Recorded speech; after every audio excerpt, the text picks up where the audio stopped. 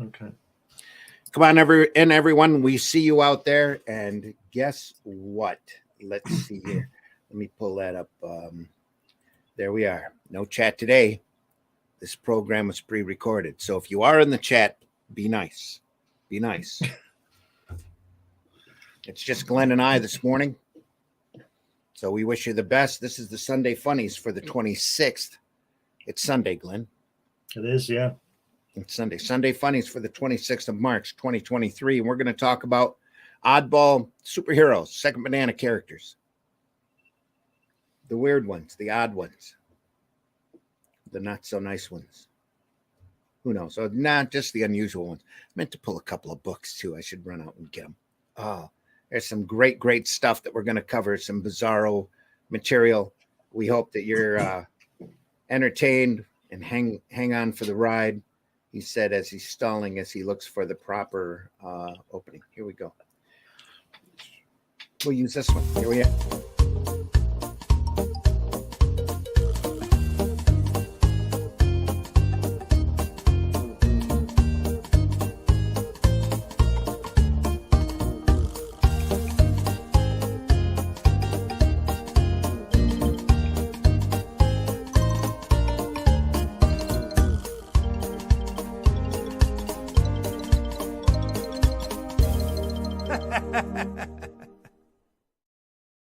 Still munching on my burrito.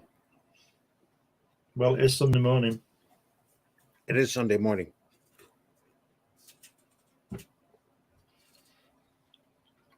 So, hey, folks, I'm your host, Randy Zimmerman. I've been doing this for a long time, not just podcasting, but doing comics, mostly alternative independent comics, Arrow comics. With me today is Mr. Glenn Fleming. Glenn, introduce yourself. Thanks, Randy. Hi, everybody. I'm Glenn Fleming. I'm a writer, artist, and publisher. And like Randy, I've been doing most of my work doing graphic design and stuff like that for the past 40-odd years. I also write and make films and do all sorts of things.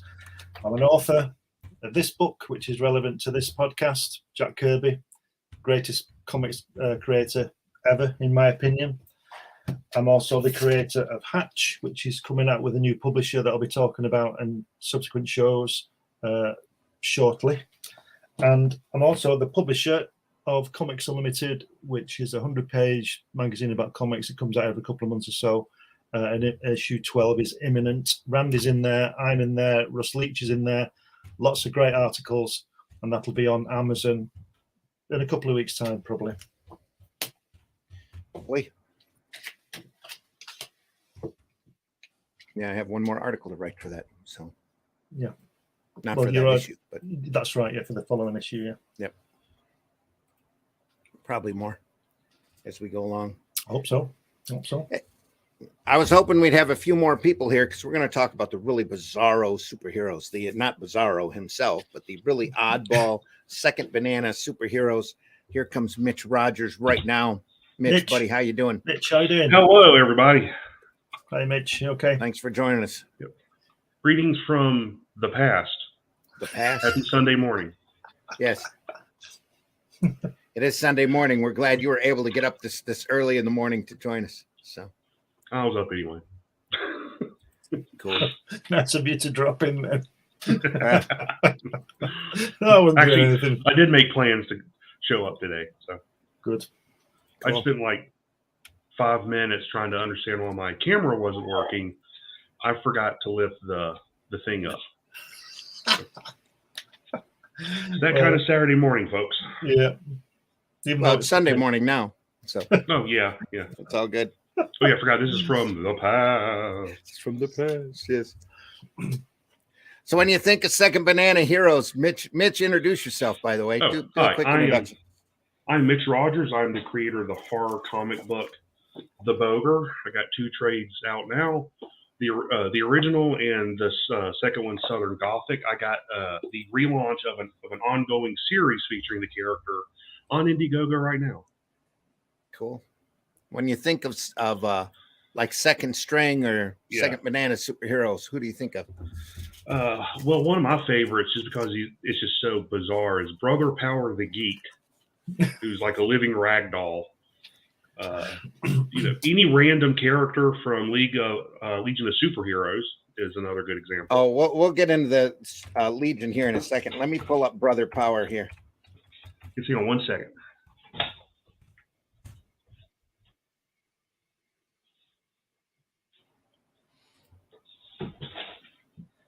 Oh, that's not a good representation. Searching for it through Bing. Sorry, folks, we're not more coordinated this morning. Well, it is Sunday morning. It is Sunday morning. Yes. Let me pull that in here. Right there. And there. And let's see. View image. Nope, that's not the right one. Let me dump that and re-add it.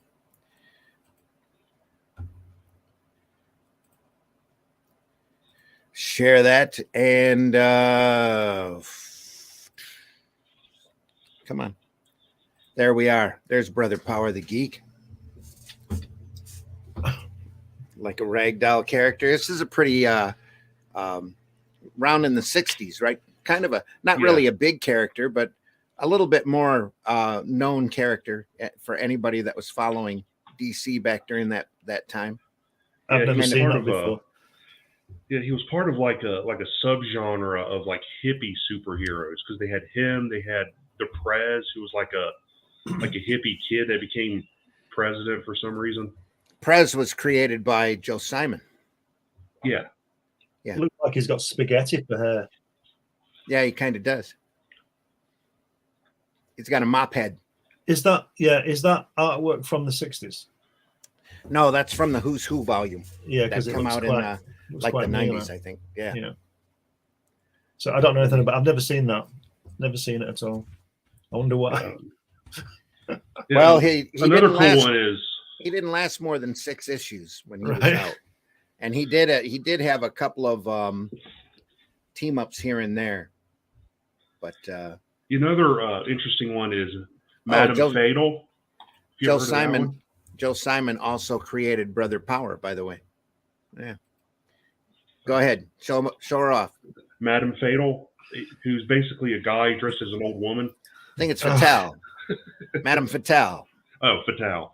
What book do you have there? You got an oddball book there? Oh, yeah. It's a book that when I used to subscribe to Loot Crate, it came one time. The League of Regrettable Superheroes. There we go.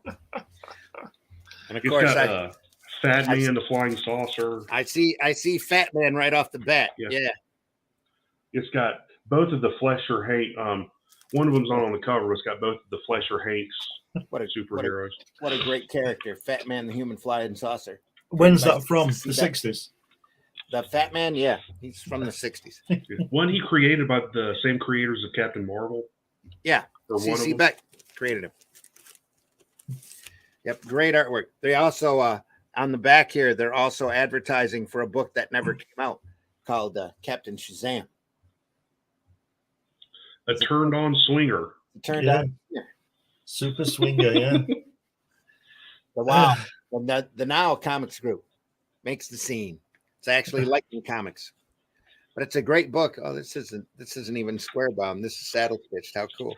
It's a big, thick book, all by C.C. Beck. Great artwork. There we go.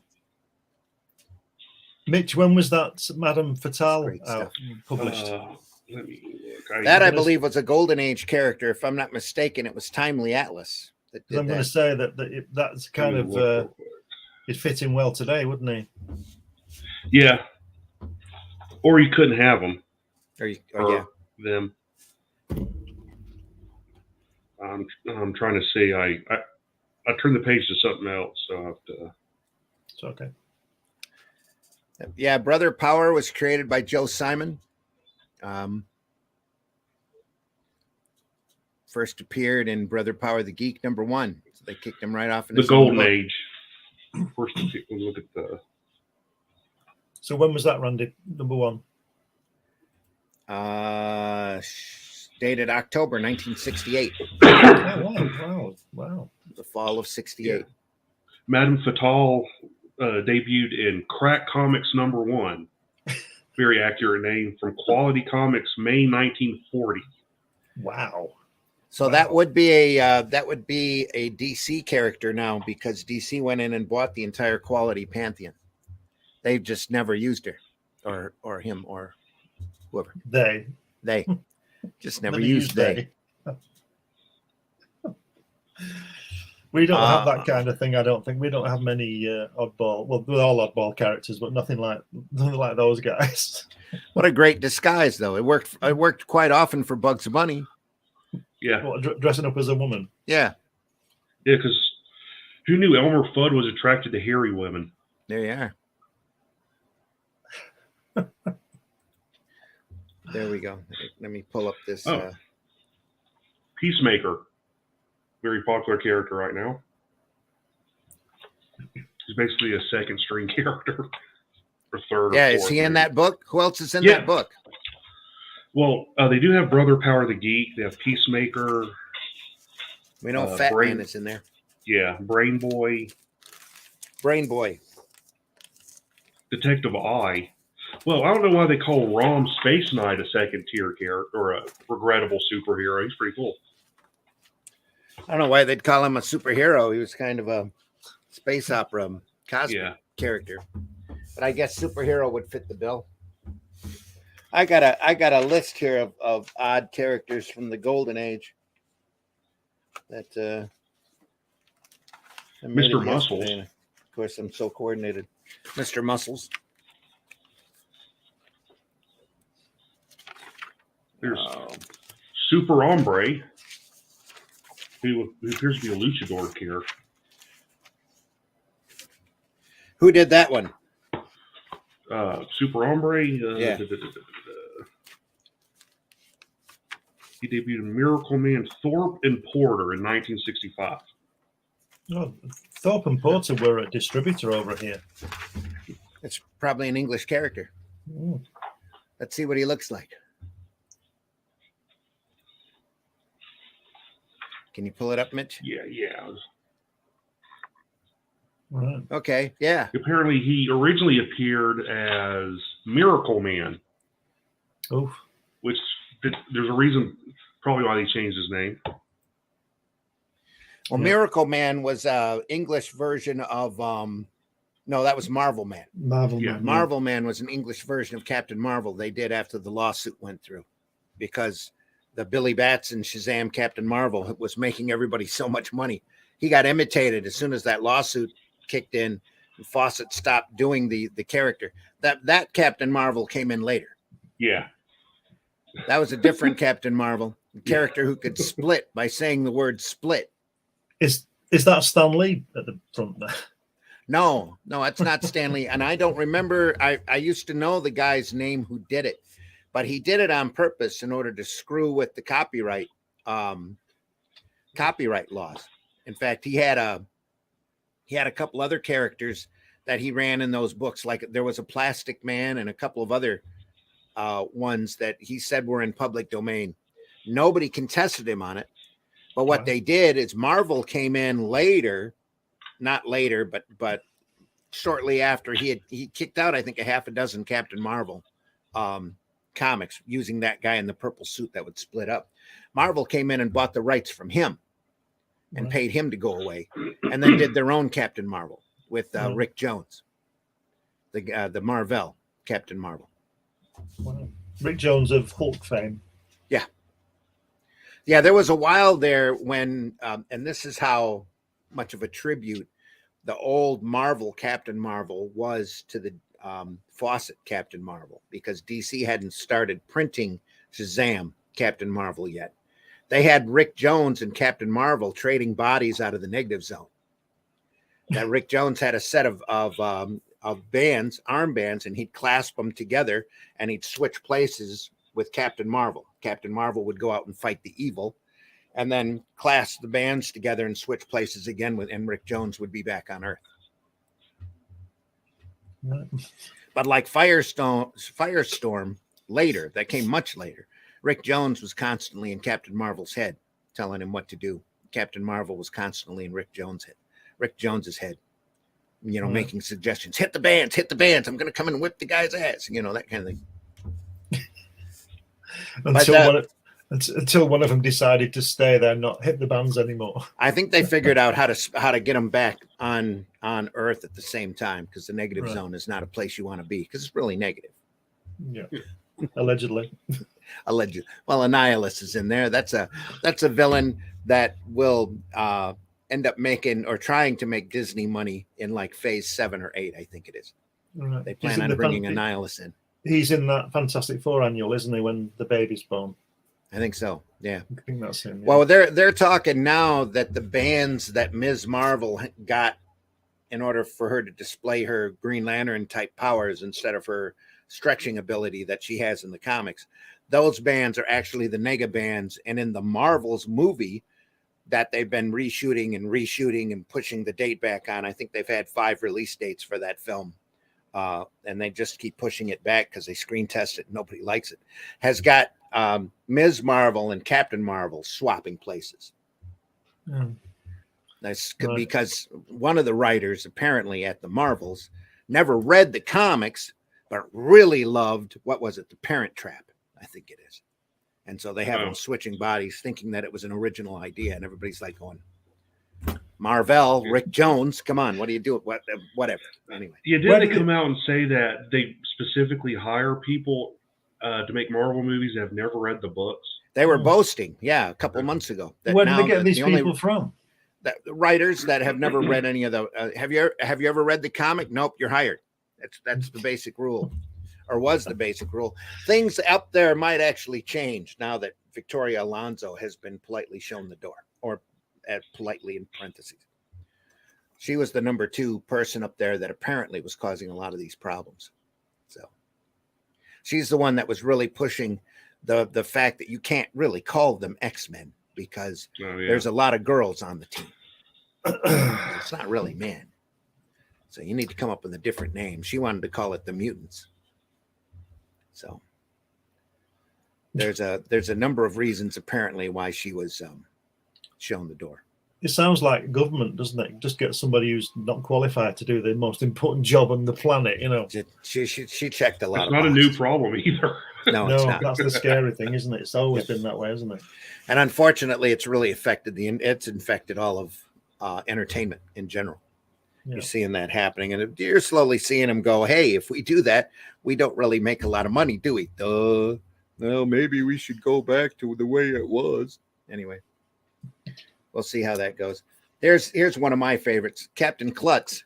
Oh, flubbered up. By the great Don Martin. Look at that. Look at those What clouds. A great strip that was, yeah. Oh, that's wonderful, isn't it? I've never seen that. That's just brilliant. Look at those. Look at those underpants he's got. Yeah. He did an entire paperback book of that character. I thought I couldn't find my copy, but I will. I will eventually. I miss reading that. We might want to show that off sometime, just because it's all Don Martin humor. It's all superhero humor, and it's all bizarro type stuff. Another character from Archie comics that they hardly ever use anymore. Archie used to have a humor book called Archie's Madhouse that they would run humor strips in, and a character that had a regular spot in Archie Madhouse, at least when I was growing up, was Captain Sprocket. Right. He's a blonde Caucasian with a sprocket on his chest who thought he was a superhero and would always just bumble around whatever situation he was in. So that character I remember that character being a lot of fun. But it took me forever to try to find that image up on Bing. That's the best one I could find of the character. But he used to have a lot of adventures. One adventure in every issue of Archie's Madhouse for, I would say, at least a good decade or so. That was a fun character. Fat Man, again, is another fun character. Another group that we've mentioned in the past is the Legion of Superheroes. Legion of Substitute Heroes, excuse me. Who's the guy with 2 heads? That hero's name is Doubleheader. I don't know why. Is that Mr. Moulton in the center? No, that's actually Stone Boy. Stone. Who's the little guy at the front in purple? with the eyes? I don't remember who the little guy in purple is, but Stone Boy had the capabilities of turning himself into stone, and he'd become a statue until he figured out it was time to change back. And what did he do? What did that achieve? Well, if he was up on, the fourth or fifth story of a building, he could just drop. Oh, Then shatter. He wouldn't shatter. He just dropped. Dear. The girl over on the far left is Infectious Lass. And she's the I one think I dated her. that would give people any type of sickness. The guy in the gray with the cap on, that's Polar Boy. He could shoot cold. It was the guy on the far right. He could be around today. The guy on the far right could change colors. Right. One Color man. Yeah, people from one color to the next. And hang on. Oh no, that would work today. Oh my goodness. Yeah. Let me pull him up. The members of the Legion was Antenna Lad, Chlorophyll Kid, who's the big guy in green, Color Kid, that's his name. Doubleheader. Dream Girl was on there for a little while, and then she became a regular Legionnaire. Fire Lad, Infectious Lass, Night Girl, who also became a Legionnaire after a while. Polar Boy, who joined the Legion after a while. Once they deemed you were good enough, they would bring you on to the Legion. But these were the ones that would be the substitute characters that would come in when the Legion was too busy. They had their own clubhouse, and they tried to be the best heroes they could be. There was a Rainbow Girl. There was a Star Boy, but he ended up joining the Legion too. Stone Boy, and then of course the gentleman that you see back behind Color Kid, the big guy there, that's Porcupine Pete, and he could shoot his quills out in all directions at once. Right. What a great set of characters. Keith Giffen did a couple of issues of back when he was doing the Legion. He did a couple of issues of the Substitute Legion. That guy, almost like annuals that were really funny. The guy in green looks like he's spilt his dinner all over himself. Yeah. Those are roots. That's Chlorophyll Kid. He used to carry a bunch of seeds around and make things grow. Oh dear. So he was a second-rate Swamp Thing? Yeah. Kind of, yeah. I'm really glad I missed this, I have to say. It doesn't look very good. Well, the Giffen issues were incredibly funny, but they were created to be humor relief in the regular Legion back when Kurt Swan was doing it. The guy whose head's on fire. Yeah, Fire Lad. Fire Lad. Why is his cloak ripped? Oh, it looks more like fire that way. Oh, right. Okay. Right. Okay. Sorry, I didn't get that one. What more reason do you need? Yeah. Right. But yeah, a good number of them ended up becoming regular Legionnaires after a while. So, except for maybe Porcupine Pete, Infectious Lass. Porcupine Pete. Yeah. I always thought, remember Paste Pot Pete? Yeah. They ruined that when they made him the Trapster. They turned him into the Trapster. Yeah, when he had that pot of paste, that was quite humorous. I thought, bit silly, but there you go. The funny comics, aren't they? Exactly. So I thought they spoiled him when they gave him a nice shiny suit and all that kind of. Same with the Sandman. They gave him a nice shiny suit in the Fantastic Four, didn't they? And changed him. Yeah. Yeah, he was a hero for a while, wasn't he? I don't know, was he? He's one of those neutral characters. Sometimes he was good, sometimes he wasn't. I'm over at the. Go ahead, like Batman, yeah. Yeah. I'm over at the public domain characters site, and here's one you don't hear about very often that a lot of people remember who read him remember him fondly, and that is, of course. Let me pull him up here. There we are. The Green Llama. As a big character back during the Golden Age. Who's drawn that? Just like the Green Giant. There was a Green Giant back then as well. And I think that looks like yeah, exactly. That looks like Lou Fine. What it looks like to me. Blow that up a little bit. No, could be anybody. Boy Champions, Kick Masters, Lieutenant Hercules, Angus Mack. Great stuff back then. Yeah, that's good. Nice cover, that, isn't it? Look at that, December 1944. Sometimes simpler is better, huh? Yeah. I like that cover. 1944. 1944. Wow. That's even older than me. The Green Llama, the man who defeats death. As llamas are known to do. But he needs a little llama drama. Yeah, there's a great superhero. He's not in comics. He's in a movie called Puma Man. I don't know if you've ever heard of that one. Yeah, he can fly. He can bend steel. He has X-ray vision and heat vision. You know, all the powers of a puma. Right. They actually mentioned that in the movie. It's like, you have all the powers of the great puma. He sounds like that other guy with a red cloak, doesn't he? That lesser known one, Superman, is he called? Yeah. I mean, yeah, it's a direct rip off of Superman, but it was great, having them, go on and on about having the powers of a puma. Yeah. It's like, oh, I didn't know pumas can fly. Is that Nick Fury? This is Captain Battle. He was around during World War II. Had a jetpack that he flew on, and he kicked Nazi ass. Yeah. Looks like Nick Fury to me. He does. Kind of a direct homage. Nick Fury is this guy. It looks like a Joe Simon illustration, doesn't it, with those legs? I'm probably wrong, but it looks like it. Well, hang on. It's in Silver Streak Comics. Lev Gleason is the original publisher, created by Jack Bender. Yeah. Carl Holmes. Jack Bender. Bender and Carl Orms. Mm-hmm.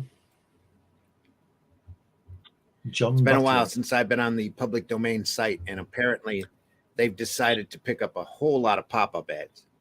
Yeah, it drives you crazy, doesn't it? Moon Girl. I went on the Marvel database the other day, and I just came off it because all the flashing ads were just making it jump. And I was like, I couldn't be bothered with that. Somebody needs to sort that out. Look at that. It's quite a nice cover, that, isn't it? That's the Moon Girl. Moon Girl. Wow. Yeah, I like that. It's good. Well, I believe that shifted. That changed to a romance book because. Go ahead. No, sorry. I was just going to say, is she ripping that building down, or is she putting it back? I think she's stopping it. Looks like she's trying to catch it. Yeah. Go on. There's two buildings turn in the that back. into a One's on romance. fire. Yeah. They turned that into a romance title, I believe, because they printed a romance book called A Moon, a Girl, a Romance for a while. Right. EC did. I'm getting a lot of Wonder Woman vibes from her costume. Yeah. When Wonder Woman came out, there were a lot of imitations. Oh, there's the original Daredevil. The original Daredevil, yeah. Look at that. Fantastic. Look at that girl hanging onto his You've seen him around. He's been, his boomerang. He's got little spike handles there. Yeah. Oh, dear. He didn't last very long, and that yellow disappeared. That was they swapped his pants around to red and blue. Yeah. What's the boomerang all about? Oh, that was his weapon of choice. A boomerang. Mm-hmm. In fact, he ended up getting a kid gang that became more popular than he did. He picked up a street gang of kids called the Little Wise Guys. And they all ended up using, he taught them all how to use boomerangs as well. Right. It's great stuff. Butterfly. I had a boomerang from Australia once, and it worked as well. Came back to me. Real nice piece of stuff. Let's not get this very far here. I like her Used to be a costume. lot more amicable. Yeah. It's a more recent character, it looks like. 1971. Yeah. August. Skywald. Let's hope this goes through. Wow. Nope. Not very well. They don't do themselves any favors, these websites, with all these ads flashing up, do they?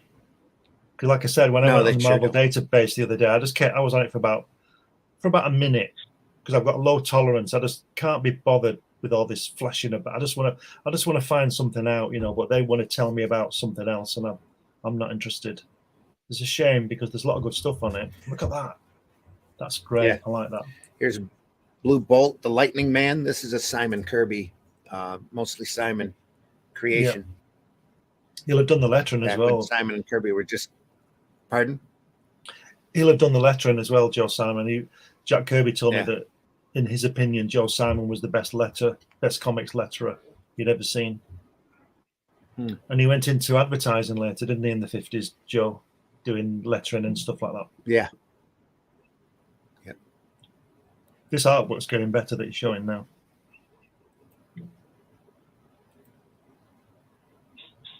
This is the Red Rube. The Red Rube. Oh, he looks like a rube. It's like Jimmy Olsen. Look at that guy there. He's going to kill that girl. Wow. The girl's mighty small, too. Wow. These are all wartime comics, aren't they? Yeah, these are all public domain characters. Yeah. Yeah, but I mean from the Second World War, when there was a lot of that patriotism going on and all that. Yep. Oh, come on, Papa Bear. Go away.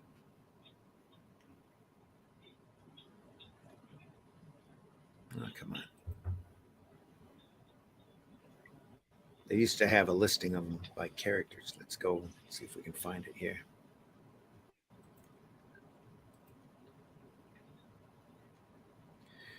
There we are.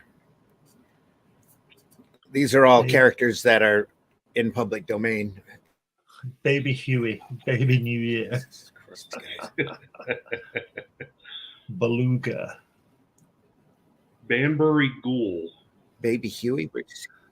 These are like those memes you see about, the color of your underpants and what you had for your breakfast names, aren't they?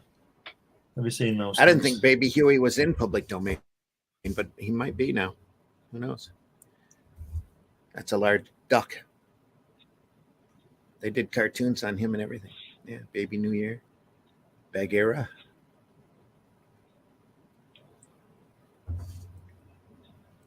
Ace Reynolds. Let's have a look at Air Maidens. Air Maidens, Air Boy. Air Maidens. 1943. Yeah. Crap. What a name. Bill Quackenbush. The size. Yeah, created by Fred Kita. Bill Quackenbush. It's got to be a great panel. Look at that. Oh, it's inhuman. Oh, He's so brave. Look how he holds his head high. He's so brave, so very handsome. I think I know what's going through his head, though. I believe that's Air Boy there. What's he holding on to? Air Boy had I think he's tied up to a pole. Yeah. Air Boy. Oh, yeah. Great old aviator strip. Just classic material. Look at that. I love all the way the girls are always the damsels in distress, aren't they? The way everything you see from this time, from the science fiction, the girl is always the one in trouble. Real. Well, it's one of those real girl power time, wasn't it? Yeah, sex sells things. Yeah. Yeah. Not a whole lot of feminism happening there. No. That's why they had Wonder Woman. Yeah. There's a superhero named Beggar King. Was he homeless dude? Probably. Let me find him here. Beggar King.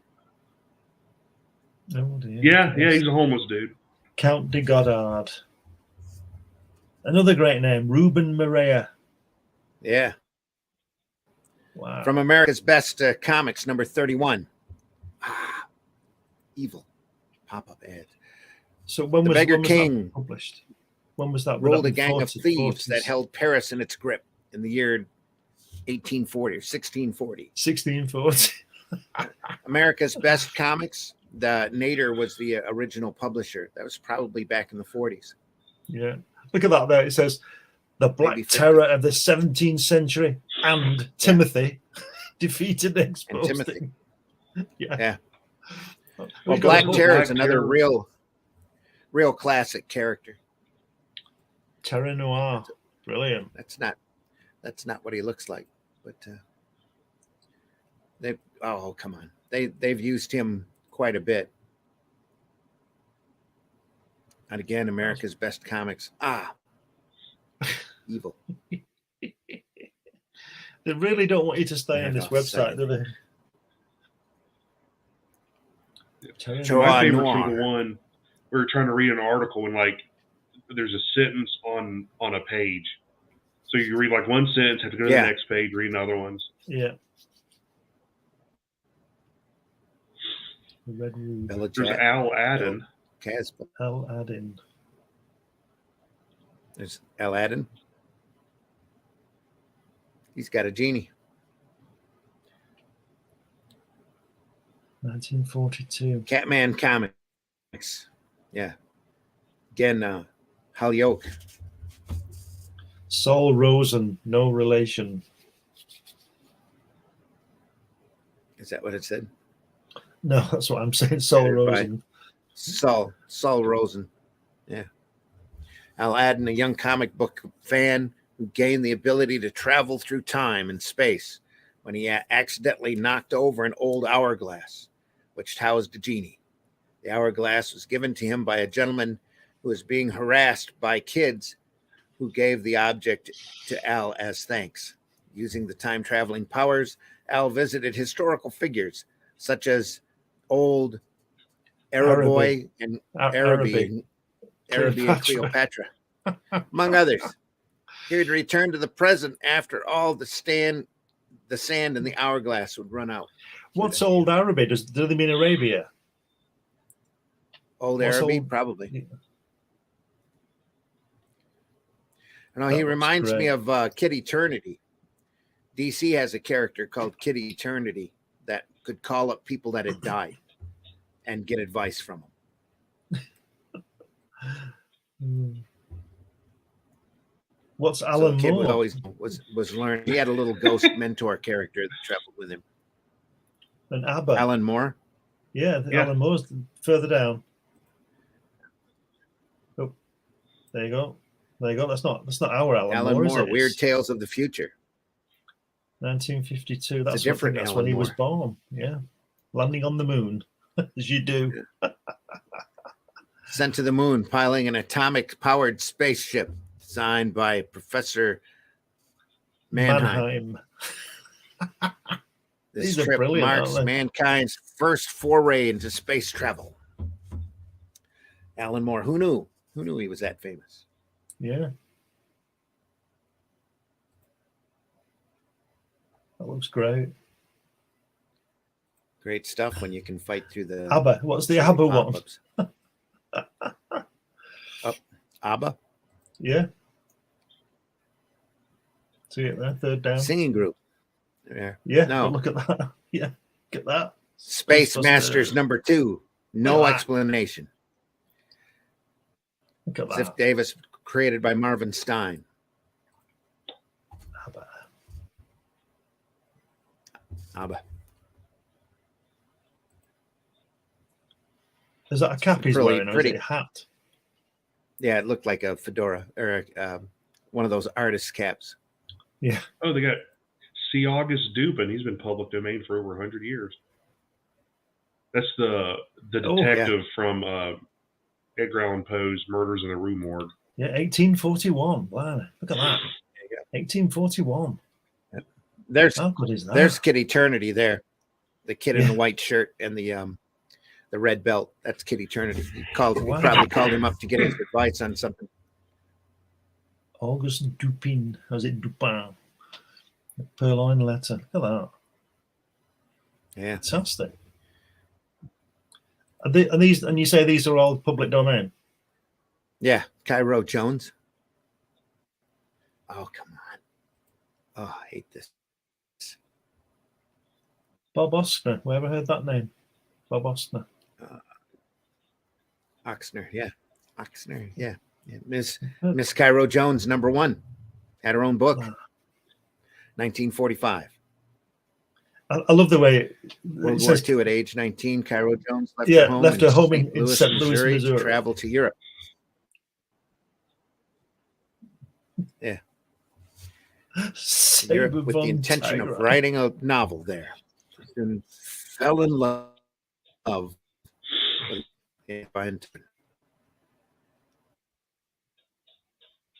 convinced her that he was fortune Nazi uprising, but in truth, he was funding the Nazis.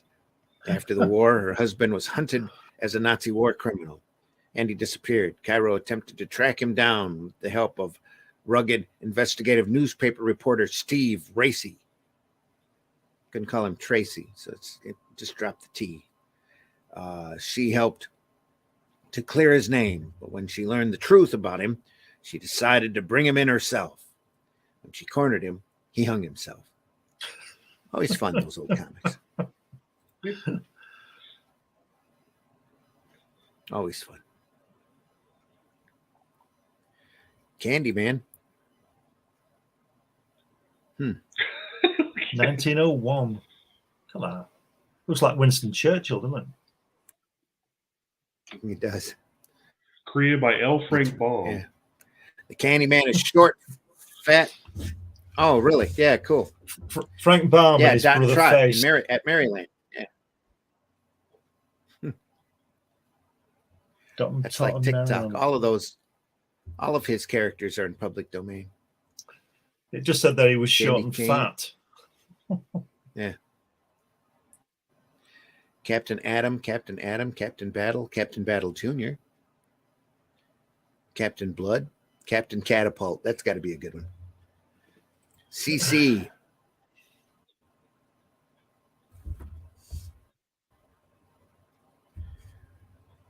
Golly, we're going faster than a streak of thunder and lightning. Yeah, I betcha. It's Captain Catapult. The next panel, he throws the kid as far as he can go. Goes flying. His superpower was to throw things. What's he nearly got on? Yeah, he needs pants. Needs pants. Like his powerful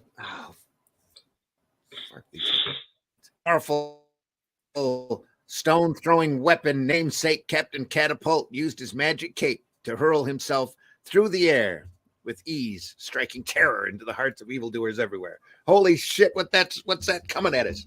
Oh my God, it's Captain Catapult. Get out of the way. Run away. His secret identity as Corporal John Manley was discovered by Comics McCormick, whose sister Connie was his romantic interest. Captain Catapult decided to let Comics help him clean up a gang of racketeers who were running rampant.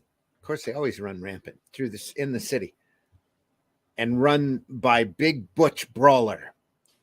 Comics helped Captain Catapult and their secret secret lair. And after beating up the racketeers, the duo left them at the police station for Officer Kelly. Of course. Why do police officers always have Irish names?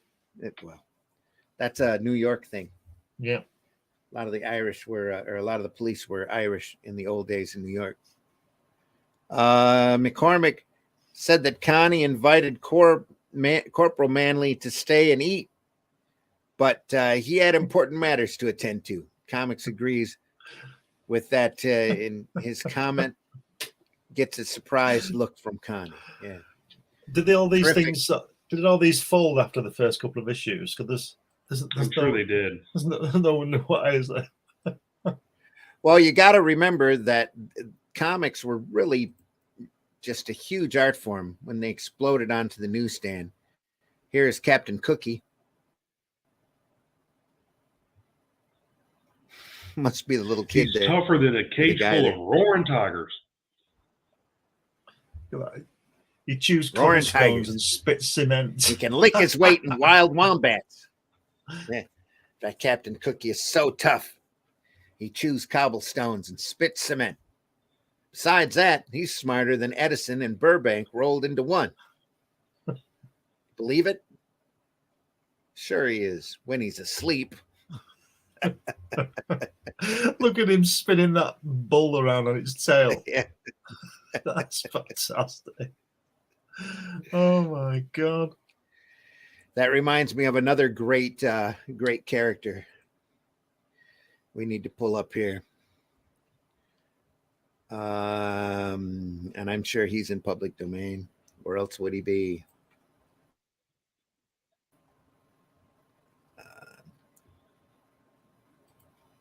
Come on.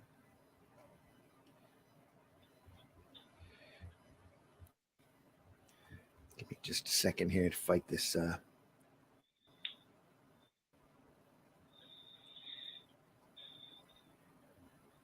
The mouse. Oh, where is he? He's got to be here. Oh, if not, I'll pull him up on the. Looking for Super Snipe. Super Snipe. Let me find him here. He might not be public domain just yet. That's funny. Super Green Beret. Wow.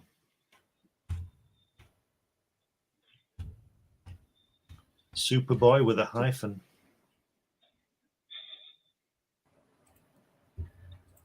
Super guy. Let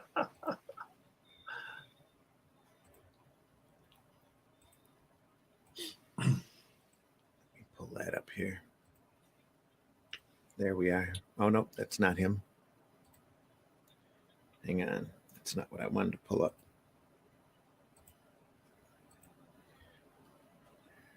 It must be it right there. Yes.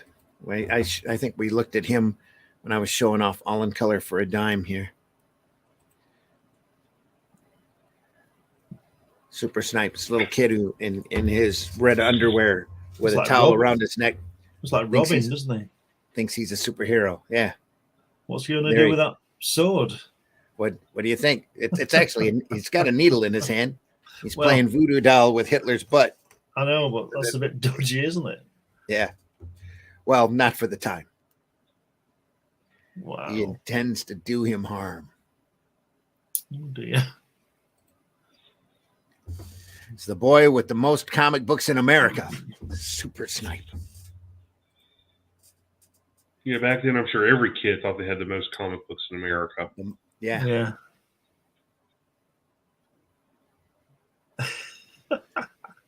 June 1943. Wow. Just classic stuff. But his head's not changed size, is it? His body's grown, but his head's still the same. more muscle. Yeah. And he still looks like Robin. Yeah, I'm sure that's so the reader knows it's him, I guess. Yes. Yeah. That's a bit dodgy, that pin. No wonder Adolf's praying. Oh dear. Oops. Here, let me pull back on that. Get back. Come on. No. Will these comics be worth anything if you have a copy of that? Oh, well, not as much as most things, but there'd be a little value to them in there. Then, of course, we also have, and we can't talk about Second Banana oddball superhero characters without talking about Herbie, the Fat Fury. Make way for the Fat Fury. Let me pull him up here. Just because I can see it doesn't mean everybody else can. Here we are. I pulled his head off. Should never lose your head in a fight. Yeah. It's a great character. I know a lot of people, not a lot of people, but the folks that know of him become big fans of this character. Let me look at that. giggle yourself goofy, and it says clear the road for skinny. These things are so un-PC. They're brilliant, aren't they? Yeah. Herbie the Fat Fury is actually Herbie Popnecker, and he got his superpowers by licking lollipops. And he had an array of different lollipops for different emergencies. And he'd change into the Fat Fury and have superpowers. With a plunger on his head. With a plunger on his head, yeah. And his yellow underwear on. If you see this episode's thumbnail, it's got a picture of the Fat Fury on it. It's a nice composition, that drawing, isn't it? The artwork is incredible. It's really well done. That green. His abilities was flying, invisibility, the ability to talk to animals, and time travel, all depending upon the lollipop he was sucking on at the time. It's from America's Comic Group. His first appearance was Forbidden Worlds, number 78. He was created by Richard E. Hughes and Ogden Whitney. I've heard that name. Little fat nothing named Herbie. Herbie Poppendecker is a fictional comic book character who first appeared in Forbidden World 73, October 1958, published by American Comics Group. Herbie is an atypical hero, a short, obese, unemotional, terse, unstylish boy, deriving some of his powers from genetics and some from magical lollipops he obtained from a salesman from a mysterious realm called the Unknown. They used to print Tales from the Unknown. American Comics Group did. Herbie can carry on detailed conversations with animals and sometimes even inanimate objects who all know him by name. Quickly reach any location, including other galaxies, by walking through the sky, become invisible, cast spells, summon spirits from other dimensions, quickly dispatched all enemies with ease, and travel through time. Despite his appearance and terse personality, he is irresistible to women. Herbie is heartily omnipotent and more powerful than Satan. Sounds great. Satan, you say? Satan, yes.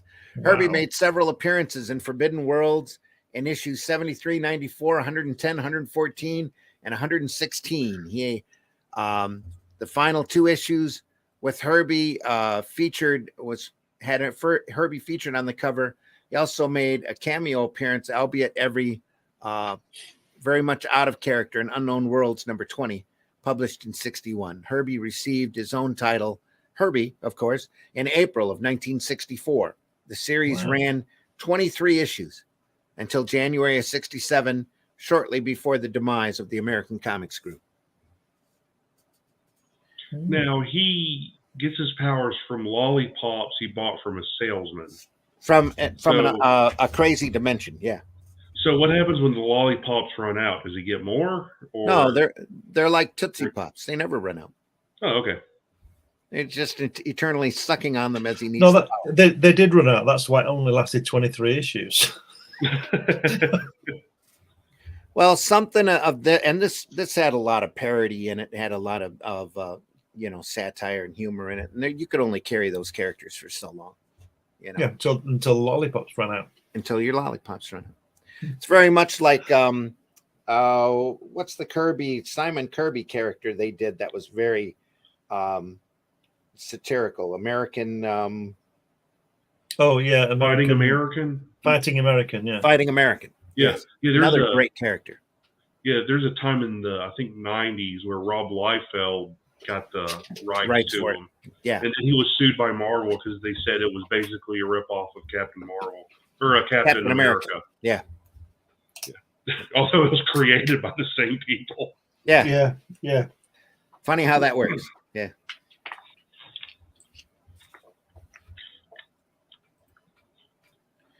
Fighting American came out in 1954, There we are.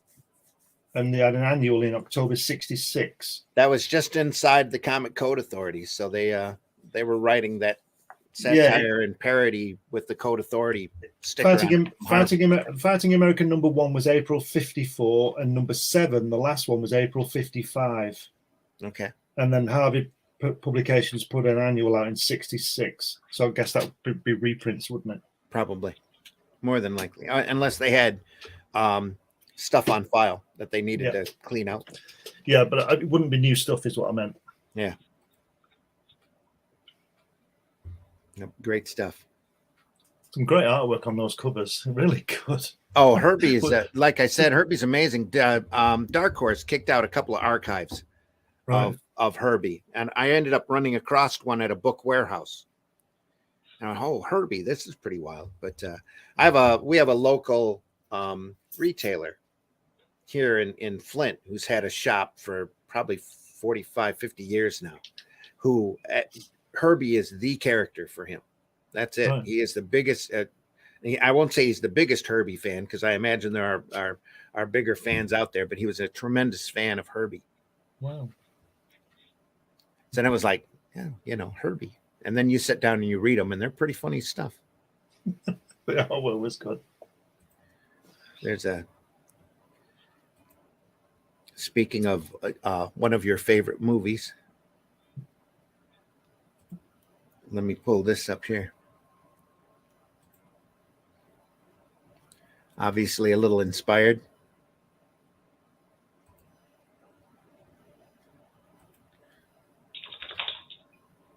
Look at that. Oh, yeah. Ride that bomb. Yeehaw. Yeah. Yeehaw. Slim Pickens. Plump Lump versus Black Whack. Tickle Puss rides again. Tickle Puss. I've got to find some of these. I think it's brilliant. Yeah, it's the Fat Fury. Yeah. It's great artwork, though, by Ogden Whitney, isn't it? It's really good. Very nice, yeah. Just awesome. Here's another cover. It's different when they draw cartoon birds. They're always losing a feather, aren't they? Yeah. Look at that. It's like whenever superheroes punch someone, tooth's always flying out. Yeah, that's right. Well, now it is, yeah. All the blood coming out. There's another cover. Oh, that's great. He's wasted on this. He should have been drawing Spider-Man. See if I can blow that up some. Yeah. Whoops, missed again. Make way for the Fat Fury and pass a piece of pizza, please. Please, yeah, pass a piece of pizza, please. Extra laugh bonus. Herbie, an adventure at the center of the earth. Whoosh. Great whoosh there. And he's got his lollipop in his mouth. Look. Yep. He's flying. It's great artwork, isn't it? Oops, missed again. It's really nice. Yeah. So you guys won't know this. You won't know this guy called Ray Reardon. He plays snooker. And that bad guy looks just like him. Let me pull up another one here. Oops, missed again. I like the wall. There's just the wall there with a door on it. Let's find another great cover.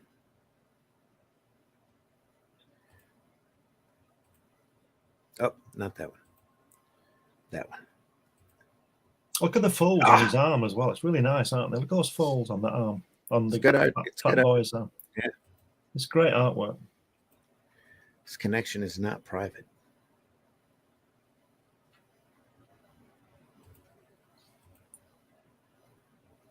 Wow, I wonder why they threw a some sort of warning up on me here.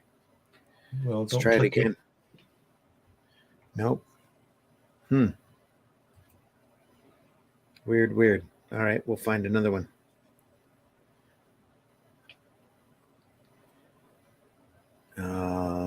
Let's find that one. Looks like fun.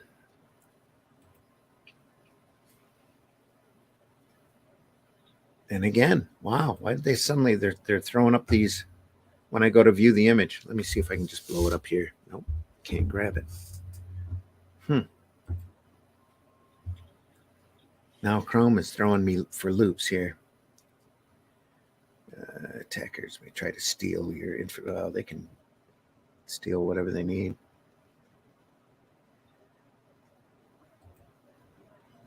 Yep, kicks me right back to Google. Well, let's pull this up and see if we can. Sorry for the lagging here, folks. We're just winging it today.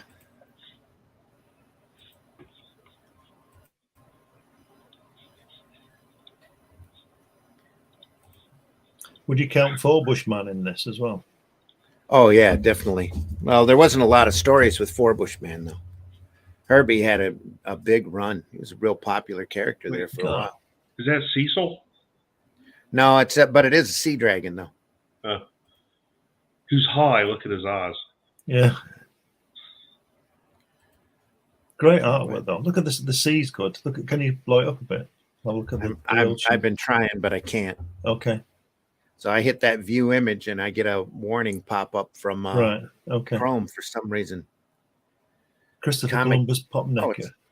It's Comic Vine of all places that we got this year. Get it.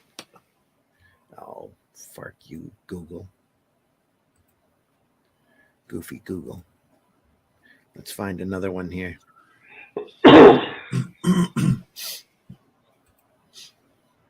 That's Herbie 1, I believe. Oh, screw you, Google. Let's try that one. That one looks interesting. There we go. That looks like a 2000 AD cover, doesn't it? It does. The artwork on it's very similar. I mean, the art style on it. Yeah. Here it is. Here it is closer.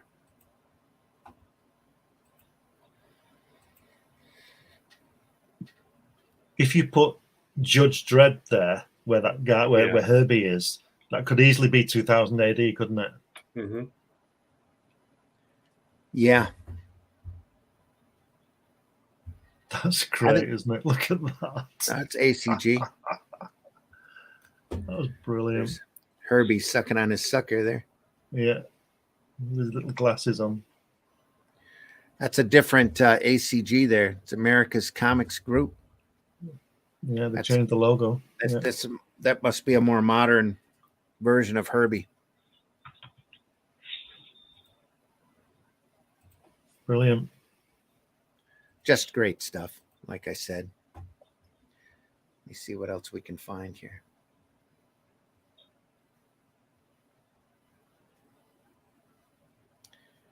Blue Beetle.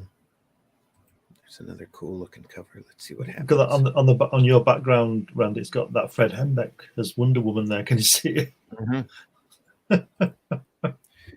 Yeah, Hembeck is great. I mean, the stuff that the cartoons he does, he still does cartoons that he sells on eBay now. Little cards, and I've got a Human Torch from him, and I've got a couple of his volumes. It's very funny stuff. I learned so much about comics history by reading his, because he had a Dateline comic strip, I think, in Comics Buyer's Guide for years, where he talked about comics history, and oddball characters. It's just it was a great strip, and they collected them there for a while. I can't blow that up either. Oh, that's disgusting. All right. Well, anyway, Herbie. Anybody else have any favorites? No, we're just saying about Bushman, but you're right, isn't it? He didn't. It was like he's like Alfred E. Newman, isn't he? He doesn't have a story. He's just sort of lurking in the background, isn't he? Somewhere. Mm-hmm. If they had a story with it, it wasn't very long. Didn't last. Yeah, that's a Marie Severin cover there, isn't it? Did she do that strip? Did she do that little strip you're saying, Marie Severin? Yeah. Well, she did the majority of the work in that book. Yeah. I remember in the first one, Kirby did one, and what's he called? The guy, John Severin did did a Mickey take of Nick Fury, Howling Commandos. Yeah.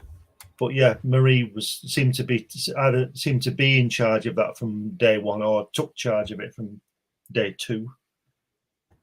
But she was a great cartoonist, wasn't she, Marie? Just classic stuff. Here's one of my. Let's hope we can pop this image up. There we go. Here's one of my very favorite, not Brand X covers. I'm probably going to do a version of this eventually.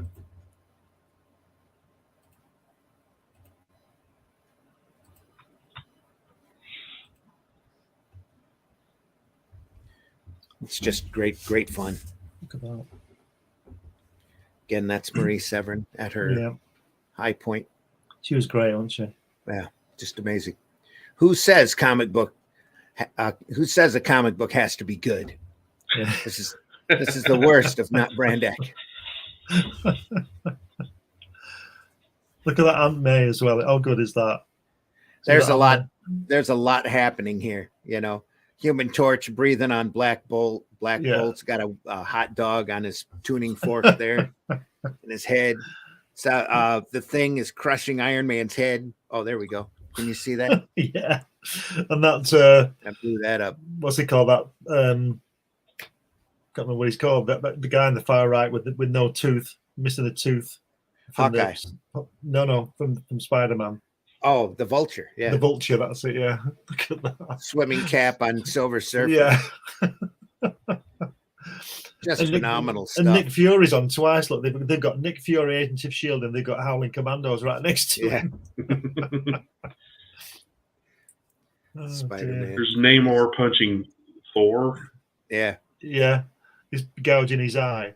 And then there's Galactus looking behind the H on the logo.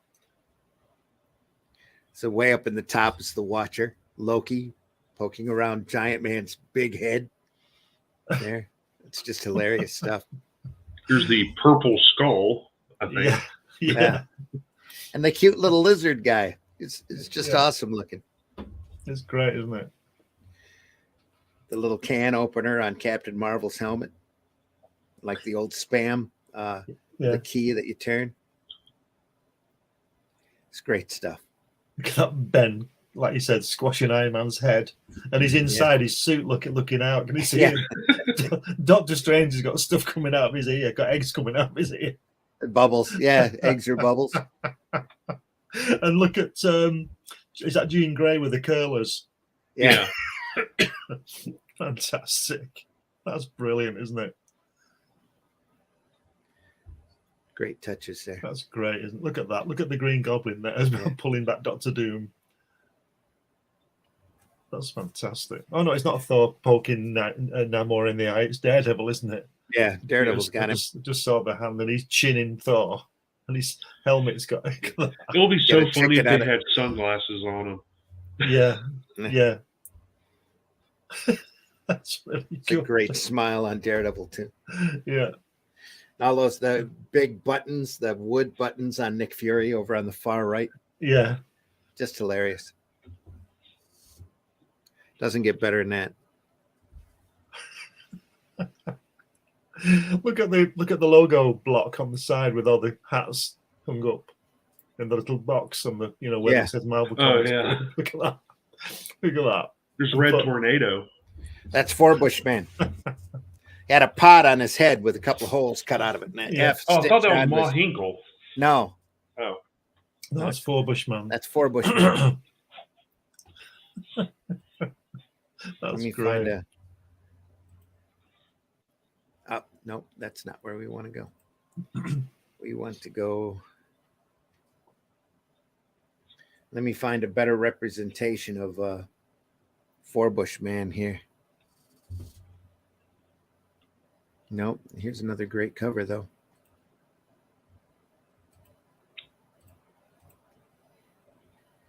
How can you go wrong with that?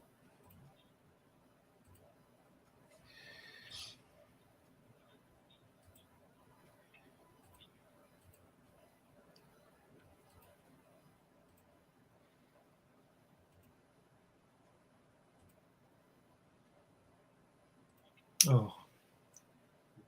Look at that. Very interesting off Ronan Martin. That German there with his very interesting King Kong. Yeah. Very interesting. That hand with all the characters in it reminds me of that Marx Brothers on the ship where they all fall out of the door when they order room service and they're all in that cabin. Yeah. Remember Yeah. that? Oh, yeah.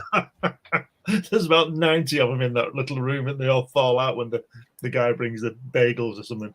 Look at that. That's great. Look at that. Look at the expression on King Kunk's face. Yeah. What the Just hell? great. Oh. Look at that expression on Daredevil coming out from under Thor's cloak. Yeah. Oh, dear. Just classic. Submariner about to bite his thumb. Look at that. And Nick Fury's got a whisk as a gun. Yeah. Very interesting. Artie Johnson there. Yeah. Down in the corner. Yeah. Classic stuff.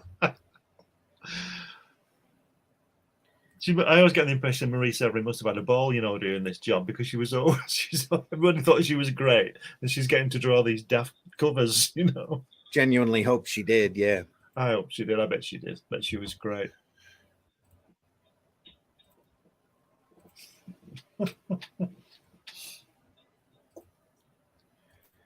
Here's a better representation of Forbush Man.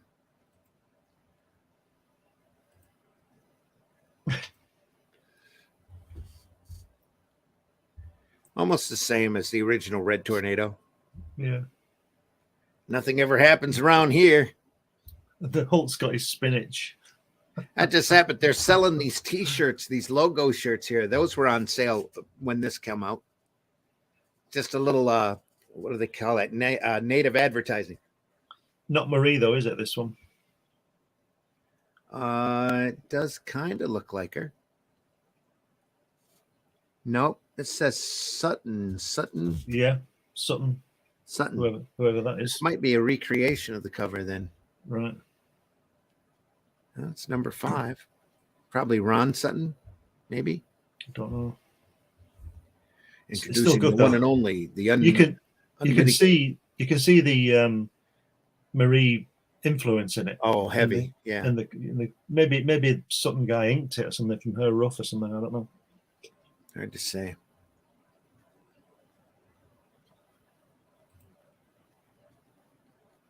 Oh, same thing. Yeah. Whoever it was, they told him to draw like her. That's for sure.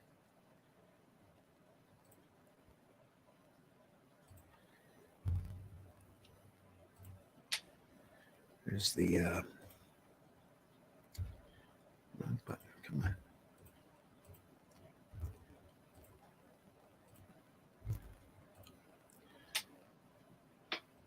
Parody of the wedding of Johnny Storm and Crystal.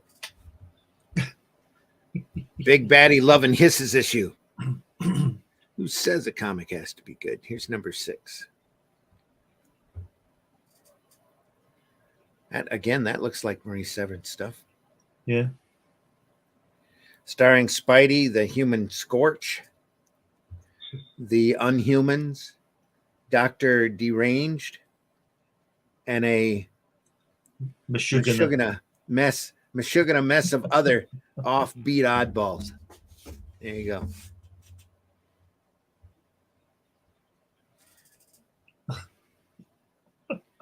What good times. Those are good books.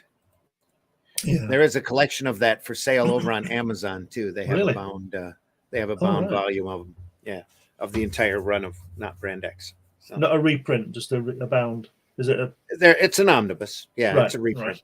Yeah.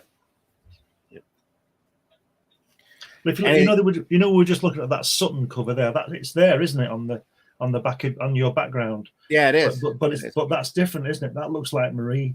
I think you were right in saying it's a redraw of reproduction. Yeah. Yeah. Could have been. Let me see if I can find that here in my pictures. Unless his name is in there again.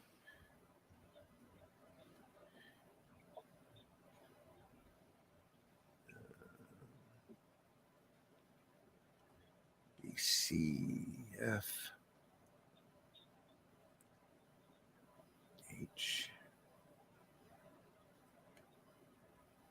Got a copy of Leading Comics #1. That's 7 Soldiers of Victory. Sort of kind of oddball.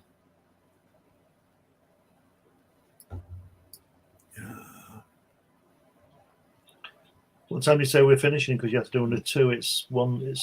Been on for an hour and 20 now. Yeah, we're still good. We're still Okay. more than good. Yeah. Okay.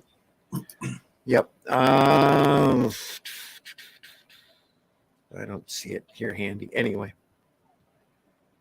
I thought I had a better copy of it handy. I'll check it out later. Apparently not Brand information. X, folks. It's one of many parody comics that were out back when everybody had a sense of humor.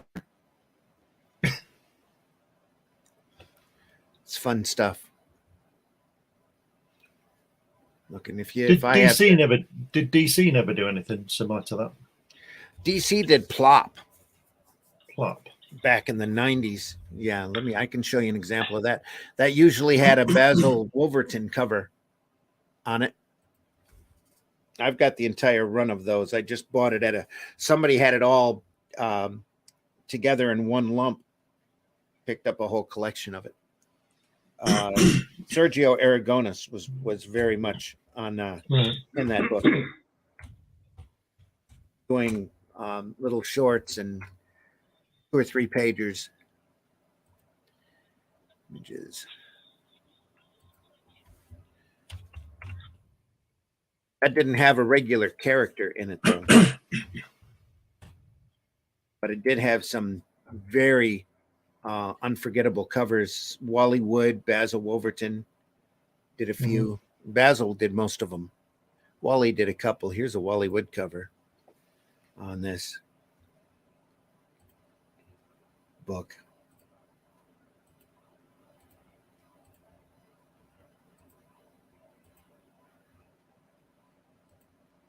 You muted, Mitch. There we go. Yeah, DC also got the rights to Mad after a while. Oh, right. Oh, they bought Mad. Yeah, they bought Mad from Gaines. There's a Wally Wood Plop cover, number 13. But it had those kind of covers on it. Majority of them were Basil Wolverton. They're really crazy. It was a big humor magazine for a comic for quite a while. That ran a good 26, 27 issues, I think, and the last 80-page giant, you could tell they were cleaning out their file cabinet on all the material. A magazine of weird humor. Plop. Great stuff. Sometimes Wallywood reminds me of what's he called? The guy who did Den. Corbin. Corbin. Yeah, his line work sometimes seems to very similar. Sometimes. Yeah, I can I've see read where you interviews did that. with him, and he does say that like Wally Wood and Jack Davis were his 2 biggest inspirations. Ah, well, there you go. Corbin, yeah. So it's Corbin looking like Wood rather than Wood looking like Corbin. Then. Oh yeah, Corbin came after Wood.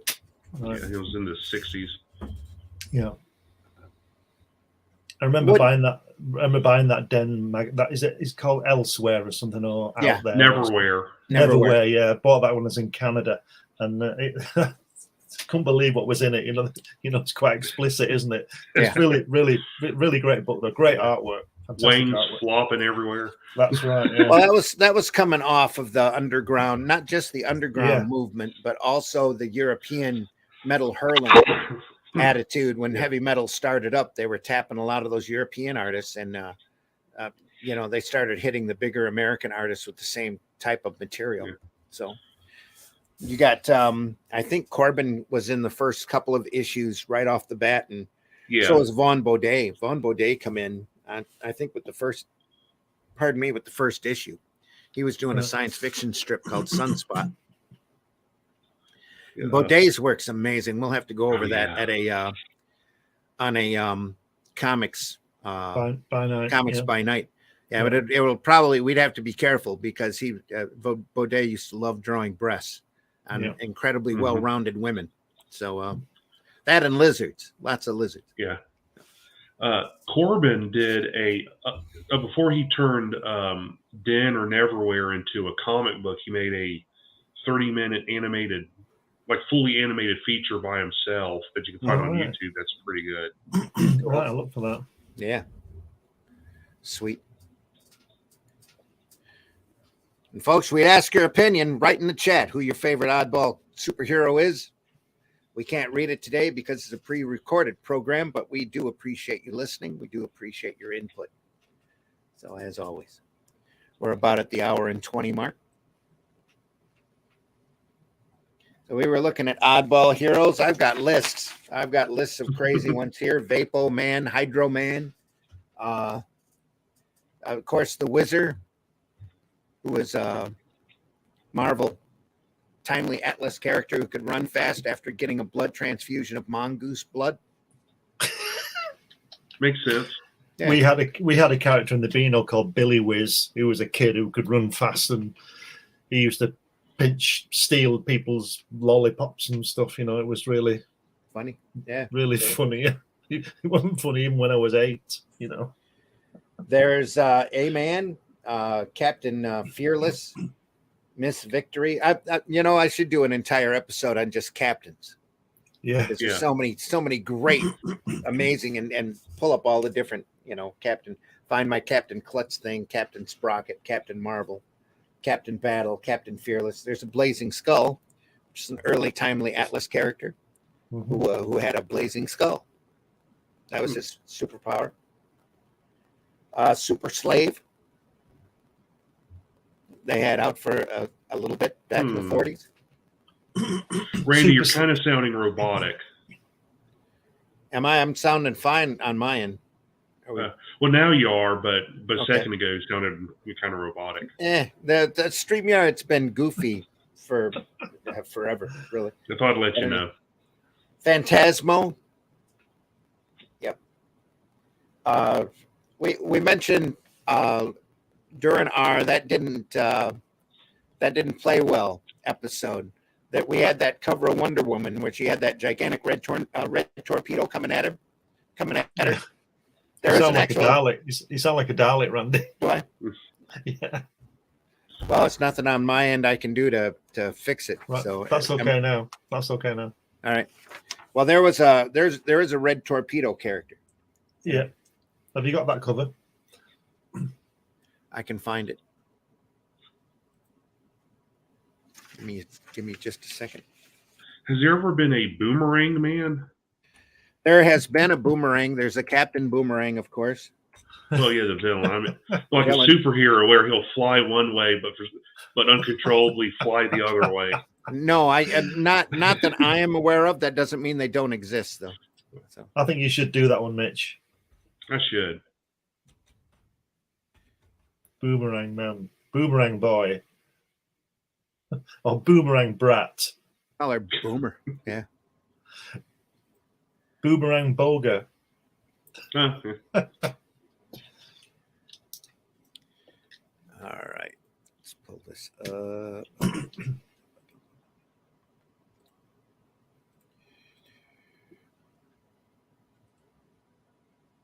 I think you should get your Spank the Monkey up on this, Randy. Yeah. He's not a superhero though. Nobody, you might think he is. He's a hero to us. He's a hero to us. Yeah, we love him. There's Red Torpedo Oh, look at that. by Drew Allen. Yeah. That's a suspicious looking craft. I'll just follow it. Ex-captain in the U.S. Navy, the Red Torpedo was invented or has invented a navigatable torpedo. The most powerful weapon afloat. Torpedo something. The most powerful weapon afloat. That's an H. That doesn't quite have that middle. Yep. Masked and mysterious, he sails the seas, the terror of all maritime evildoers, until he becomes a veritable Robin Hood of the deep. Two Red Torpedo. Two things there. So go ahead, Mitch. Go ahead. So he developed a torpedo Yeah. that he rides in. Yeah. So does he ever ram it into something and explode? I mean, goodbye then. Two things. Look at the size of that hatch. He'd never be. If you think that's made of iron, he'd never be able to lift that hatch, would he? Yeah. But why does he wear a little mask Who's going to see him anyway in the middle of the ocean? He's got to hide his identity. Yeah. Yeah, from who though? The seagulls. That's the same logic as wearing a mask in outside.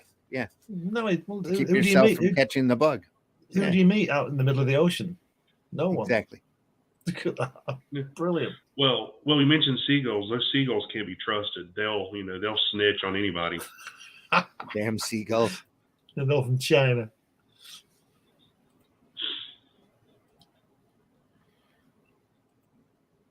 Here's a page from Red Torpedo. Oh, look at that.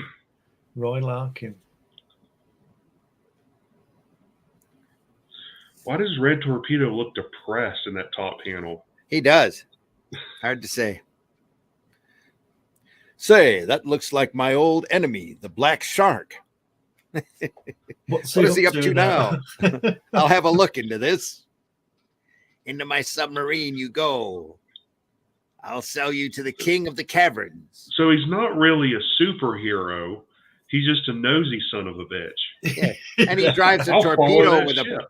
he drives a torpedo with a point on the end of it. Look at that. Should be the red dart. Yeah. He fell for my scheme. He's following me like a dog. There we are. Classic. And of course, the damsel in distress again, as we mentioned before. Yeah. It's a running theme back in. He's descending farther into the sea than I've ever gone. This should be interesting. The shark disappears into a cave. I don't know what I'm in for, but here goes.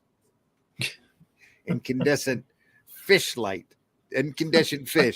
light the long winding tunnel. Suddenly, my ship is stalled. I'll have to see what's wrong. I'll just walk out and let the depths crush me. I'll put this glass vase on my head. Yeah. And I'll be okay. I'll be safe in this glass bubble. What great artwork, though. Look at that. Yeah, look at that. It's very Buck Rogers, isn't it? Like with Ming there and all that kind. And then very Flash Gordon, yeah, with the little tender inking and stuff. Yeah. Yeah. What's that guy called? What did we mentioned it the other day on the time machine? He looks like one of those guys. Morlock. A Morlock, yeah. Oh, there's whole stories up here with this character. That's brilliant. Avenging crime and punishing the guilty.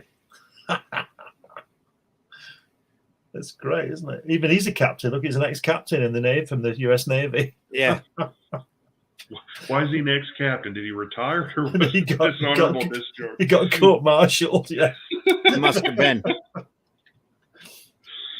It's another character. This one from DC. Metamorpho. This is Metamorpho. Yeah, I remember them. You've got those lines on the shoulders there. Look at that. Ramona Fradon Wow. did a lot of this work. Looks like muscle fiber. Yeah. Yeah.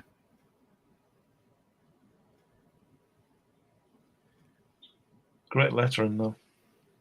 His first appearance was in The Brave and the Bold. I'm not too crazy about some of the balloon work there. It's just a little too loopy. But nice lettering, yeah. Come on. He could turn himself into any element. He was one of the early Silver Age characters. No. Julie Schwartz actually hated him. Absolutely hated him. Who's drawn this, Randy? I think this is Ramona Fradon. Right. I'm pretty sure. I'm having the jumping heebies. That's not me. It can't be.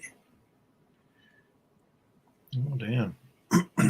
But the mirror, which once reflected a long dead pharaoh, now hurls back the image of a newborn being.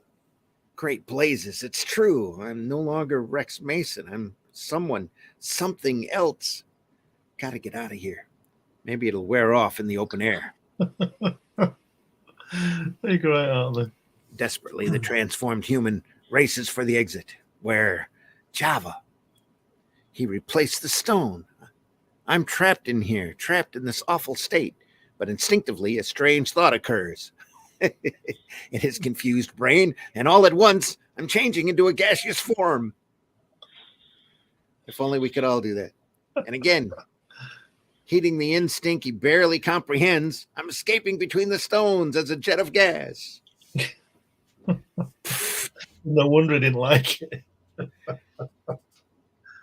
So he can change himself into a fart. It's amazing. Metamorpho. Yeah, they were talking about putting him in the Justice League, and Julie wouldn't have anything to do with it. Absolutely refused it. Good. Because he was too ugly. Yeah. So it's the just as good looking league. Exactly. Yep. That's what it was. I'm scanning through the set of old pages here, looking for stuff. It's oddball characters. You got to mention the Doom Patrol, Robot Man, Negative Man. I don't have an example to pull up right away here, but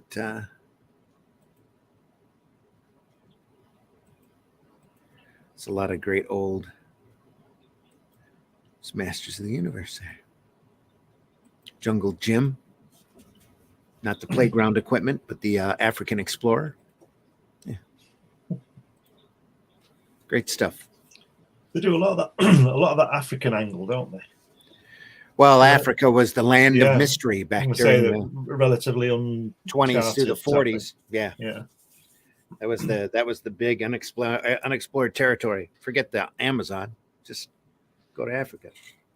Amazon, I think, was where Bomba was bouncing around in. Bomba the Jungle Boy. We had a you wouldn't get away with it now. He's called Sparky, the character called Sparky. He had his own comic, and he was drawn like that. Remember that one we showed the other day, with the black guy with the, Steamboat. Yeah. He was drawn like that. He certainly wouldn't get away with it. He had a bone through his nose and all that sort of stuff. All of that stuff is really, really bad. Even when I was a kid, I knew that wasn't right. And when I was 11, I thought, no, that's not good. It doesn't represent anything I know about a black person. It's terrible. I don't know how they got away with it. Exactly. I don't think they get away with it now. No, not at all. And again, folks, if you have an idea for an oddball character, then drop it in the chat. Let us know who's your favorite. If we haven't mentioned them yet, there's a lot of really great, silly superheroes out there. And super villains. And villains, yeah. Paste Pot Pete, Polka Dot Man. Yeah. Phenomenal stuff. There was a lot of that kind of, I suppose it's literally slapstick comedy in the early Marvels, wasn't there, that they were doing with Paste Pot Pete and stuff like that. That they used to have those little funny moments in, didn't they? I think it's Defenders 21. It's a Bill Mantlo fill-in story. One of my favorite villains, Tommy Tap Tap. Right. That's the name of the character. Tommy Was Tap a stage magician. He tried to trap people on stage. Fought the Defenders, of all people. So yeah. Right. Then there's, the whole out of whack sensibility of Howard the Duck. Was it the bong? I don't know. I always ask you this, Randy. Is Mantlo the guy who got hit by the car or something? Yeah. Right. I think there's a Dr. Bong, wasn't there? In Howard the Duck. It's a guy who had a big bell head and he had a round, I don't know, kind of a ringer for a hand. It's strange stuff. I've not read too much Howard the Duck. The main Howard the Duck thing I remember is the Destroyer Duck that Kirby did. Yeah. The lawsuit thing. Those great Alfredo Alcala inks on it. That's the only thing I've seen of that. I didn't see the movie. It got panned, didn't it, the movie? Yeah. It almost ruined George Lucas's career. Right. Did he? Yeah, well, I guess he produced it then, didn't he? I think he directed it too, didn't he? Was it? Yes, Was it animation or was it one of those? No, they had a guy in a suit. Oh my god! Yeah. Yeah, there's a sex scene with him and Leah Thompson. Oh. Yeah, I'm not joking, folks. Oh dear! All right, okay. I remember on the third Star Wars film with them little furry guys in those Ewok guys. That was terrible. Them. What was it called? Return of the Jedi. Here's the cover of Howard the Duck #2, where he fights the giant space turnip. Frank Brunner. Nothing can save you now, Duck. You're at the mercy of the deadly space turnip. Yep, Frank Brunner. And of course, issue 3 was Master of Quack Fu. Lots of Kirby angles on there, isn't there? On the buildings and things. Yep. Let me find it here. Is Frank Brunner still around? Yes, he is. He's still on Facebook. All right. It's another great Gene Colan cover here for Howard.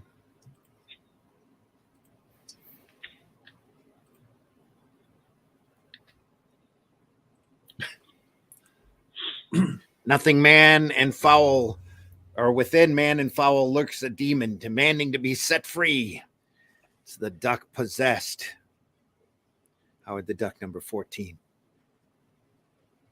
Their homage to Son of Satan by Gene Colan.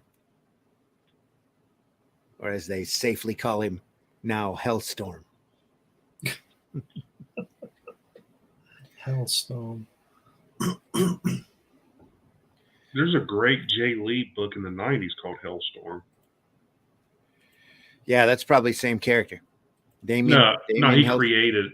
He created it. Yeah. Okay.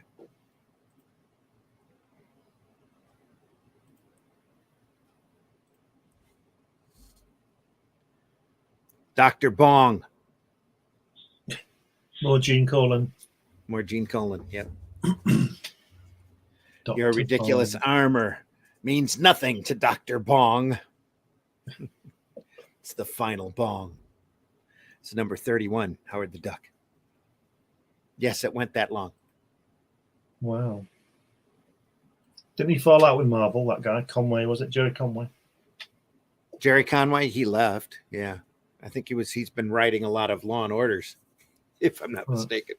If it's the same Jerry Conway, I'm pretty Not sure. Jerry. No, it's not Jerry Conway. It's what's he called? Who created Howard the Duck? Steve Gerber. Yeah, he did have That's a major falling out with. That's with the Marvel. one. Yeah, Steve Gerber. Yeah. Had a phenomenal run on Defenders. Just great classic run.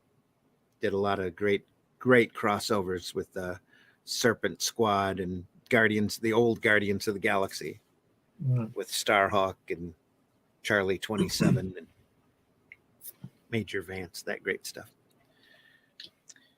All right, we want to thank everybody for watching this episode of Sunday Funnies. We're going to cut it a little short today because we're a pre-recorded episode, but we're past the hour and a half mark. So hope you had some fun. We had some fun. Mitch, tell folks how they can find you. You can find me down here at Linktree/Celtic Cross Studios, where you find my website, online store, socials, and email address. Don't forget that the Boger ongoing series relaunch campaign is currently going on Indiegogo. Don't forget to go over there and take a look. It's a great book. Glenn, tell folks how they can find you. Yeah, get me on the usual places: Facebook, Instagram, Twitter, places like that. You can find me in the pages of this, which will be coming to a bookstore near you soon, and as will this as well. This is my character Hatch, and you can also find me in the pages of Comics Unlimited, which is a 100-page magazine about comics that comes out every couple of months, and issue 12 is on its way imminently. Great. And folks, I've been your host, Randy Zimmerman. You can find my work over at aerocomics.store, where you can find such books as Calico of Shard. It's a great fantasy title that C. Michael Lanning does the artwork to. Herobot Zero, which is a 3-foot-tall giant robot I created to fight menaces in his defends his hometown from giant monsters, as long as he can do it on the clock and get time and a half for overtime. Paragon, which is a superhero story with artwork by J.R. Harris. It's kind of like my version of Superman. It's got a real nice twist ending to it. And coming soon, The Fool will be available. Wow, look at that. He's I call him the rodeo clown of justice. Wow. He goes around and fights urban street crime. Anybody he holds up for the cops, he takes a section of their clothing as a trophy and incorporates it into his action duds as he needs it. As he tells a kid, in one of the stories, he has the mutant power to sew. And of course, over in the at the aerocomics.store, you can also find copies of Revolt. There's 2 issues available now. A lot of fun. Short stories. You'll find short stories by Glenn, Russ Leach, as short stories, myself, all sorts of folks. Some great reading there, all self-contained into a wonderful anthology book.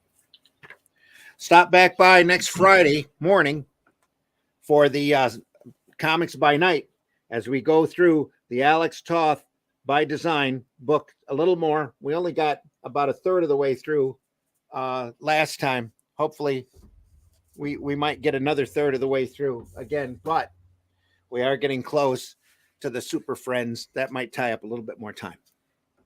So there's some great character sheets there and some great drawings. If you haven't seen that, everything is archived over at the Indie Comics Network. Go over to the Indie Comics Network on YouTube and watch those back episodes. You won't be sorry. Some great entertaining stuff. And if you speed us up to 2 times speed, we sound like chipmunks. It'll be great. So on our way out the door, we want to remind you of the immortal words of Mr. Groucho Marx, who says, learn from your mistakes of others. You can never live long enough to make them all yourself. That's right. Folks, we deeply appreciate you being here. Go out and visit your local retailer. Let us know what your favorite oddball superhero is. We'll do this again soon, maybe a little bit more coordinated than we did this time. And catch us Friday mornings, 5 a.m., Comics by Night, Eastern Time, 5 a.m. Also, we'll be back next Sunday with a live broadcast. Yeah, we'll be back next Sunday with a live broadcast for Sunday Funnies. Deeply appreciate you. Maybe we'll look at some serials. I don't know. Maybe we'll look at some more cartoons. It'll be fun. Found a whole bunch of serials on YouTube. Could be a lot of fun to run. There's a lot of the Shadow one's really good. Oh, I haven't seen that. I was looking at the Blackhawk one with Kirk Allen in it. Pretty cool. And they've Vigilantes over there. Captain America without his shield, going around knocking people around sets. Everybody tumbling all over the place and breaking chairs and tables and stuff. It's a lot of fun.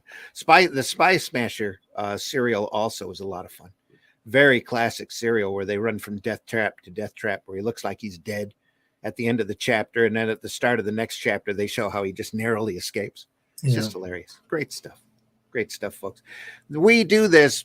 We do shows like this because we love this work. We don't do it to pick on it. We didn't show you Herbie so that we as much to laugh at him as you can be entertained by him. There are reprints. There are archives out there. Dark Horse has got a couple of phenomenal archive books of Herbie out there. And all of these other characters are available if you look hard enough. There are reprint volumes and online places. If you want to go strictly digital, there's a wonderful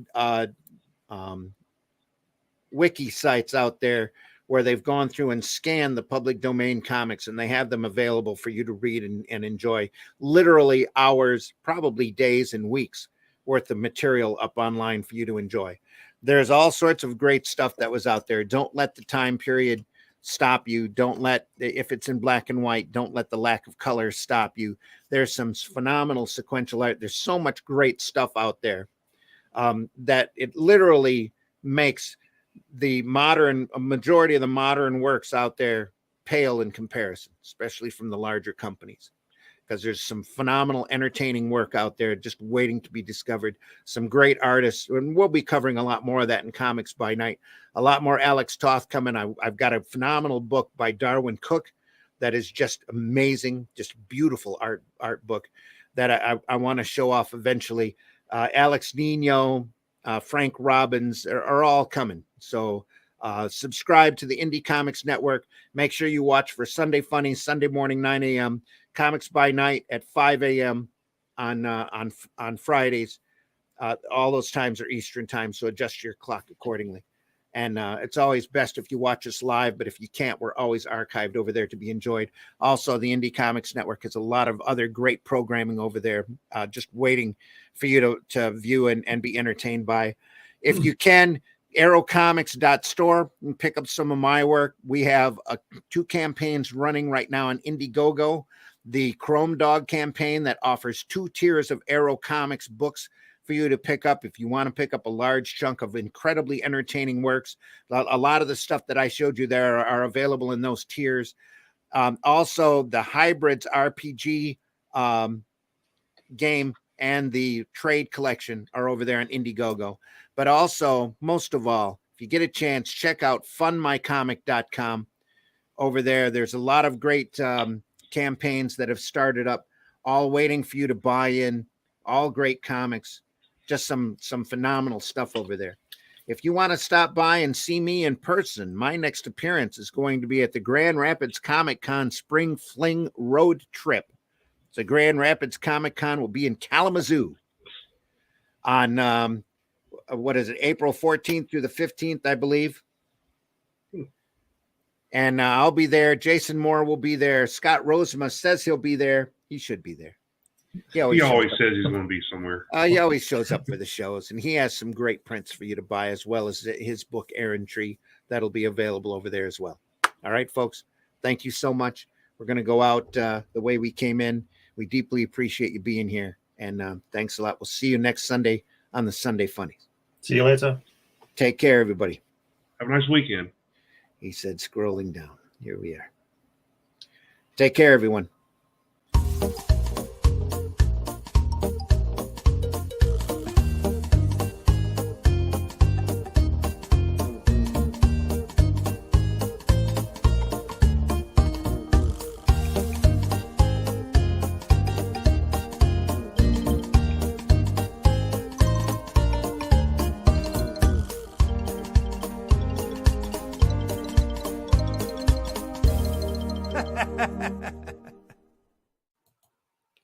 The views and opinions expressed within the video content found on the Indie Comics Network are those of the speakers and do not necessarily reflect the views or positions of the Indie Comics Network or its sponsors. They'll have our favorite positions. Have a question or comment for us to address on the show? Have a topic you want us to talk about? Email us at indiecomicsnetwork@gmail.com. Want your comics to arrive in pristine condition? Head over to GeminiComicSupply.com and save 10% on your next Gemini mailer order or anything in the Gemini Comics Supply store. Use coupon code RAGIN10. That's RAGIN 10. Well, here we go. Now comes the part where we throw our heads back and laugh. Ready? Ready!